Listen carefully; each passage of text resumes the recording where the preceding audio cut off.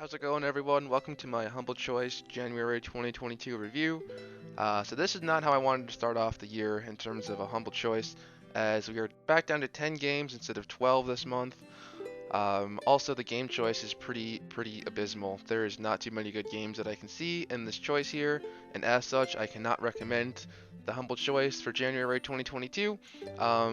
I don't know if this is maybe like a throwaway month, as the Steam sale is just ending tomorrow um, when I'm at the time I'm recording this, and people all just spent their money on discounted games and stuff like that. So maybe this is like a throwaway kind of thing. But yeah, I myself did not end up purchasing the bundle this month, so I will just be giving my reviews and thoughts based on the trailers for the ones I have not played. Without any further ado, let's get into the review. Alright, so first up here we have Mafia Definitive Edition. This is a Mafia crime kind of game, kind of similar to GTA but more story based. This is one that I've actually meant to pick up for a while, I just have been waiting for a good sale. It's unfortunate that it's in the bundle this month and I'm not going to be purchasing the bundle, but this is definitely the highlight of this bundle for the month of January.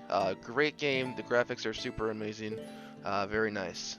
Alright, so next here we have Iron Harvest. Now this is one that I have not heard of at all previous to the choice here, but it's a RTS real-time strategy game where you're controlling like diesel punk mechs and like robots, and there's some very good. It looks like there's like a bunch of different modes, like a single player mode, co-op mode, multiplayer, um, different kind of maps and stuff you can set up, different kinds of combat situations. So it looks pretty fun, honestly. I probably wouldn't be playing too much of this game if I were to buy it. However, someone who's more into RTS games like this might actually really enjoy this one. Alright, third here we have Project Winter. Now this is a multiplayer game, only from what I understand. It's an 8-player multiplayer game where you're trying to survive, collect resources, but also betray your fellow survivors. And you have to like work together and like communicate, but also like betray each other. So I'm not really. I'm had this one on my wish list for a while, but the 8-person multiplayer thing kind of puts me on the fence about this one. If I got it in a humble choice like this, I would probably play it. Otherwise, I probably wouldn't buy this one. Alright, so Rebel Cops is actually a spin-off from a game called This Is the Police. Kind of in like a similar style to Partisans 1941 that was in the last bundle, which I ended up giving away just because I wasn't really interested. And this game looks very similar to that, where you're kind of setting up tactical fights, using stealth as a big part of it, and a lot of just thinking about like where you're gonna move and where you're gonna move each guy and what they're gonna do. So definitely wouldn't be playing this game pretty much at all if I did buy the bundle this month. Alright, so here's Rustler. Now this is the other game other than Mafia that stood out to me this month. It looks like it's like an open world, like top down. It advertises itself as like a GTA style game. Um, it looks like you can do a lot of different things. I'm not sure. There's like a campaign mode, I'm assuming, and it's like a sandbox kind of thing where you're just like wandering around and like like hitting people down or like running people over or riding your horses around. Or I'm not really too sure. I don't know if I would end up buying this one if it wasn't in the choice. However, I definitely would try it out.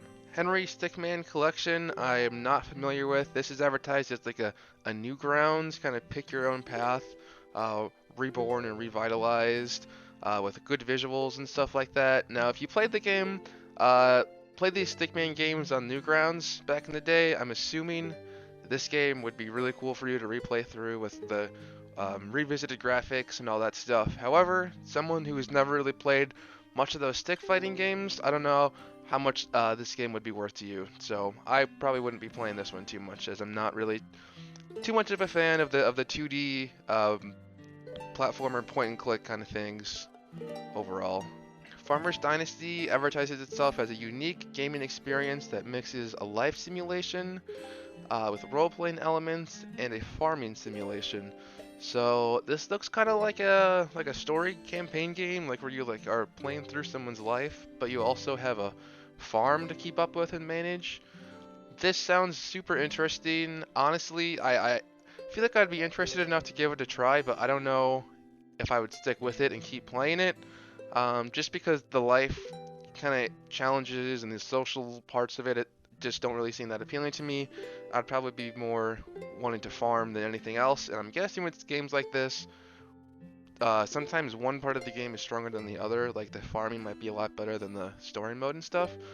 So you're never really sure. This one does look a little bit interesting though. Between the Stars is another RPG game where this time you're in space and there's a lot of space combat where you're moving your spaceship through this through the solar system, avoiding asteroids and getting into space battles, stuff like that. There's a lot of stuff you can personalize in this game, and it honestly looks pretty in depth and like a lot of stuff that you can get into. It's normally a $30 game, so it's got to be pretty good. Honestly, it doesn't really look like my cup of tea. Looks like a little bit too much reading for my taste.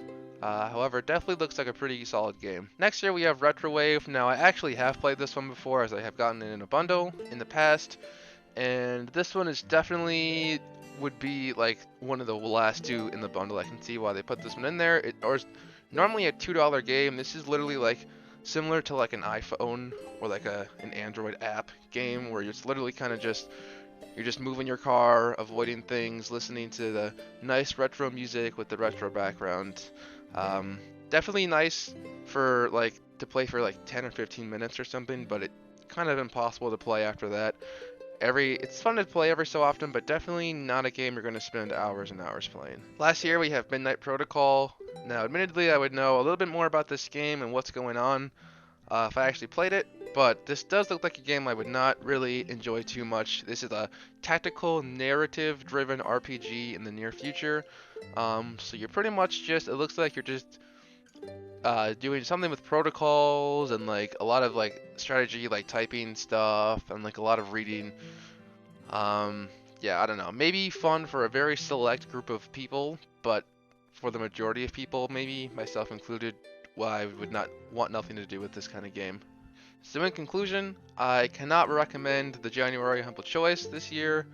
I'm assuming a lot of people were thinking about pausing already as the Steam sale is just ending, so maybe a lot of people have already spent their money on games, but with the fact that it's only 10 games this month, and honestly these games are mostly RPG games, honestly, which are not really my thing, and they just seem like not great titles overall, so definitely strongly consider pausing or canceling this month.